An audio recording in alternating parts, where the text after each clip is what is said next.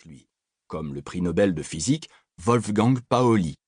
Et son œuvre inspira aussi de nombreux artistes, tels l'écrivain et prix Nobel de littérature Hermann Hesse ou le peintre américain Jackson Pollock. On peut comprendre l'importance et l'impact de sa pensée dans le contexte d'un monde bouleversé, en quête de sens et de nouveaux repères, qui ne proviendraient plus de l'extérieur, mais de l'intérieur de l'individu.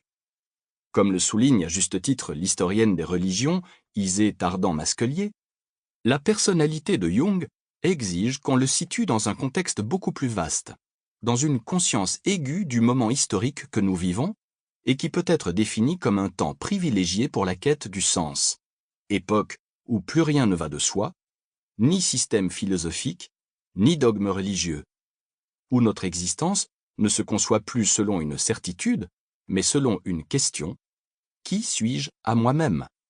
Quel est mon être au monde? Dans un monde qui était encore très institutionnalisé, il consacre en effet l'expérience personnelle comme fondement de tout cheminement existentiel authentique. Il critique le formalisme et l'intolérance des grandes religions, sans pour autant nier la dimension religieuse de l'âme humaine et son besoin de sacré. Il se pose en scientifique, qui ne cesse de collecter des faits, mais il souligne aussi les limites de la raison et de la science. Jung est ainsi pour moi le premier penseur de la post-modernité. Il ne récuse pas les vecteurs fondamentaux de la modernité, la raison critique, la globalisation et l'avènement de l'individu, mais il montre les limites de la raison, les ambiguïtés des progrès technologiques, l'impasse de l'individualisme.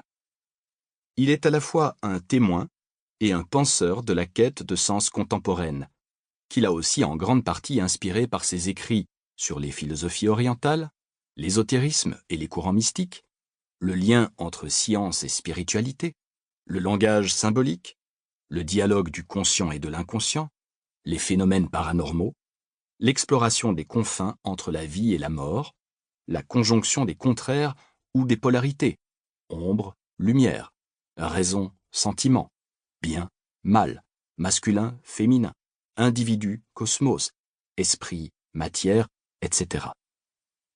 Pourtant, bien que de son vivant Jung ait été traduit dans de nombreuses langues et honoré par de prestigieuses universités qui lui ont conféré le titre de docteur honoris causa, Oxford, Harvard, Yale, Bénarès, Calcutta, Genève, etc., il n'en demeure pas moins que sa pensée reste peu enseignée à l'université. J'y vois plusieurs raisons. Ami et proche collaborateur de Sigmund Freud de 1906 à 1912, Jung a rompu avec son prestigieux aîné et, tout en s'inscrivant dans sa filiation, s'est distingué de lui sur des questions essentielles, redéfinissant en profondeur la libido et l'inconscient. Cela a eu pour le psychiatre suisse deux conséquences négatives.